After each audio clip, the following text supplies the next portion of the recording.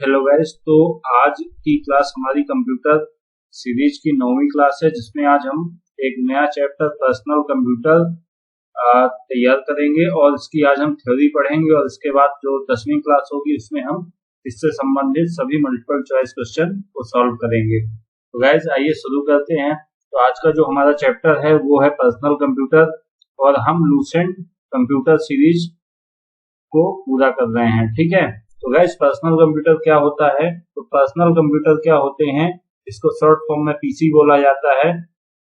इसका यूज जो होता है पर्सनल यूज के लिए छोटा, अपेक्षाकृत कम खर्चीला डिजाइन किया गया कंप्यूटर पर्सनल कंप्यूटर कहलाता है। ठीक है, और यह माइक्रो प्रोसेसर पर आधारित होता है। ठीक है, इसमें जो एक चिप होती है, मदरबोर्ड एक जो होती है, ठीक है, उसमें माइक्रो प्रोसेसर को फिट कर दिया जाता है और यह पूरे सीपीयू को एक्टिवेट करता है। ठीक है, इसका जो यूज होता है वर्ड प्रोसेसिंग में, अकाउंटिंग में, ठीक है, स्प्रेडशीट बनाने में, डेटाबेस को मैनेज करने के लिए होता है। ठीक है, और पर्सनल कंप्यूटर का यूज हम घर में मेल देखने के लिए, छोटे छोटे दस्तावेज तैयार करने तथा मनोरंजन के लिए भी कर सकते हैं। इसके बाद अब बात करेंगे पर्सनल कंप्यूटर के विकास की। तो पर्सनल कंप्यूटर का सबसे पहले जो पर्सनल कंप्यूटर है वो सबसे पहले कब विकसित होना शुरू हुआ? 1970 में हुआ। 1970 में ही माइक्रो प्रोसेसर के विकास ने पर्सनल कंप्यूटर का विकास किया। ठीक है, जो सबसे पहला पर्सनल कंप्यूटर था कौन सा था? एप्पल 2। ठीक है, एप्पल 2 1997 में एप्पल कंप्यूटर के द्वारा लाया गया। 1981 में आईबीएम यानी कि इंटरनेशनल बिजनेस मशीन ने पहला पीसी आईबीएम पीसी के नाम से लॉन्च किया। ठीक है, तो देखिए जो सबसे पहला जो है जो पर्सनल कंप्यूटर था वो एप्पल 2 था और आईबीएम का जो सबसे पहला पर्सनल कंप्यूटर था वो आईबीएम पीसी के नाम से जाना गया। ठीक है, आईबीएम पीसी उस समय का सबसे लोकप्रिय पर्सनल कंप्यूटर था। इसके बाद पर्सनल कंप्यूटर के कौन कौन से भाग होते हैं, पार्ट्स होते हैं, इसके बारे में हम जानकारी लेंगे। तो सबसे पहला जो भाग होता है सिस्टम यूनिट। ठीक है, तो सिस्टम यूनिट क्या होता है कि पीसी द्वारा किए गए सभी कार्य यहीं से नियंत्रित होते हैं और इसके पीछे के भाग से कीबोर्ड, मॉनिटर, माउस तथा प्रिंटर आदि तारों के द्वारा जुड़े रहते हैं। ठीक है, हार्ड डिस्क, सीडी ड्राइव तथा फ्लॉपी ड्राइव इसके अंदर होते हैं, सीपीयू के सिस्टम यूनिट के अंदर होते हैं, जिसे सॉफ्टवेयर के द्वारा कंट्रोल किया जाता है। यह पर्सनल कंप्यूटर का मुख्य भाग होता है। और सिस्टम यूनिट जो होते हैं वो दो प्रकार के होते हैं। पहला है डेस्कटॉप टाइप। डेस्कटॉप टाइप क्या होता है? सिस्टम यूनिट जो एक वर्गाकार बॉक्स की तरह होता है तथा मॉनिटर इसके ऊपर रखा जाता है। ये देखिए, ये जो डेस्कटॉप टाइप सिस्टम यूनिट है यह मॉनिटर के ऊपर रखा जाता है। दूसरा है टावर टाइप। तो टावर टाइप सिस्टम यूनिट क्या होता है? एक टावर नुमा बॉक्स में होता है जो मॉनिटर के बगल में रखा जाता है। ठीक है, तो ये देखिए जो आजकल जो हम अपना पर्सनल कंप्यूटर यूज करते हैं तो लगभग टावर टाइप का सिस्टम यूनिट ही उसमें होता है। ठीक है, अब सिस्टम यूनिट के मुख्य भाग कौन कौन से होते हैं? तो पहला भाग होता है सीपीयू। ठीक है, सीपीयू को प्रोसेसर या माइक्रो प्रोसेसर भी कहते हैं। ठीक है, इसके तीन भाग होते हैं। मेन मेमोरी, मेन मेमोरी में जो कार्य हो रहा है उसके डेटा तथा इंफॉर्मेशन का स्टोरेज होता है। दूसरा भाग होता है अरिथमेटिक लॉजिक यूनिट। यह सीपीयू का ही भाग होता है जिसमें कि मैथमेटिकल तथा लॉजिकल जो गणनाएं होती हैं या कैलकुलेशन होती हैं उसमें इसका यूज होता है। ठीक है, कंट्रोल यूनिट क्या होता है? कंट्रोल यूनिट या कंप्यूटर में सभी कार्यों को नियंत्रित करता है या कंप्यूटर में जो कार्य हो रहा है उसको यह कंट्रोल करता है। दूसरा भाग होता है मदरबोर्ड। ठीक है, मदरबोर्ड क्या होता है? यह प्लास्टिक का बना हुआ एक सर्किट बोर्ड होता है जिसमें मेटल द्वारा महीन धागे के समान रचनाएं होती है, मेटल की बनी हुई। इस धातु की संरचना को क्या बोलते हैं? बस।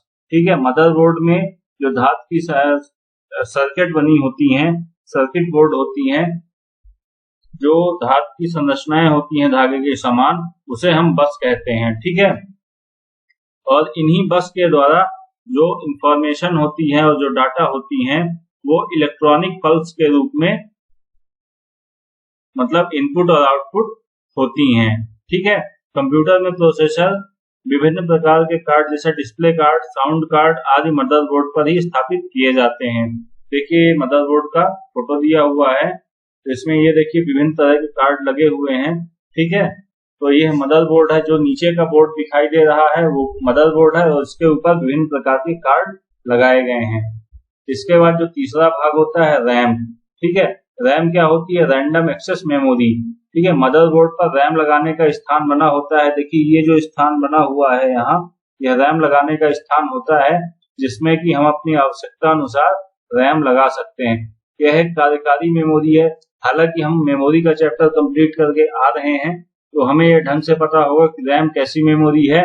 यह अस्थायी मेमोरी है। जब हम कंप्यूटर पर काम कर रहे होते हैं तब यह डाटा को स्टोर करती है तथा कंप्यूटर बंद होने पर सभी डाटा जो रैम में होता है वह नष्ट हो जाता है। इसके बाद रोम होता है, रीड ओनली मेमोरी, अर्थात यह डाटा क्या होता है? यह डाटा जो जिसमें रोम में जो भी हम डाटा सेव करते हैं, ठीक है, वह केवल रीड किया जा सकता है, उसको राइट नहीं किया जा सकता है। और कंप्यूटर के बंद होने पर भी जो डाटा रोम में होता है वह नष्ट नहीं होता है, वह डिलीट नहीं होता है। ठीक है, इसके बाद मैथ को प्रोसेसर। तो मैथ को प्रोसेसर क्या होता है? इसका यूज होता है जो साइंटिफिक कैलकुलेशन होती हैं और अलजेब्रा कैलकुलेशन होती हैं, उनके फ्लोटिंग पॉइंट की कैलकुलेशन में इसका यूज होता है। इसके बाद वीडियो कार्ड। तो वीडियो कार्ड का यूज किस लिए होता है? तो जो वीडियो कार्ड का यूज होता है उसका कार्य स्क्रीन पर चित्र या दृश्य प्रदर्शित करना है। जो हम स्क्रीन पर फोटोज देखते हैं, वीडियोज देखते हैं, तो वह किसके माध्यम से हो पाता है?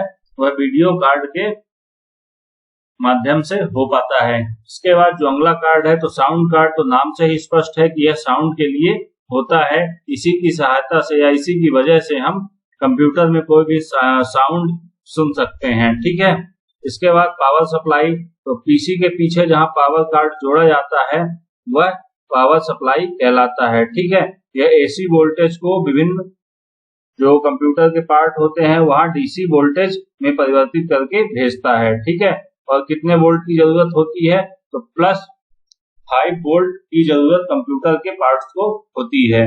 इसके बाद आता है स्पीकर। तो स्पीकर क्या होता है? तो सिस्टम यूनिट जब ऑन होता है या कोई हम सॉन्ग प्ले करते हैं, वीडियो प्ले करते हैं, तो जिस यूनिट से आवाज बाहर आती है वह स्पीकर कहलाता है। ठीक है, इसके बाद जो टाइमर है, तो टाइमर क्या है? टाइमर मदरबोर्ड पर लगा आंतरिक घड़ी है जो बैटरी से चलता है। ठीक है, तो मदरबोर्ड में एक घड़ी लगी रहती है जो कि बैटरी से चलती है। जब आप मदरबोर्ड को खोलेंगे तो उसके पीछे एक सेल लगा होता है जो कि मदरबोर्ड का टाइम सेट करता है। इसके बाद एक्सपेंशन स्लॉट। ठीक है, कंप्यूटर के मदरबोर्ड में वह जगह होती है जहां भविष्य में किसी अन्य उपकरण को जोड़ने के लिए स्लॉट बना होता है। कई स्लॉट खाली होते हैं मदरबोर्ड में, जिसमें कि जैसे हमको अगर रैम बढ़ानी है, हमारी 2 GB रैम है, उसको 4 GB करना है, तो हम वहाँ एक्स्ट्रा रैम लगा सकते हैं। तो एक्सपेंशन स्लॉट किस लिए होता है? ताकि हम कंप्यूटर में अगर कोई नया कंपोनेंट ऐड करना है तो हम वहां ऐड कर सकते हैं। ठीक है, इसके बाद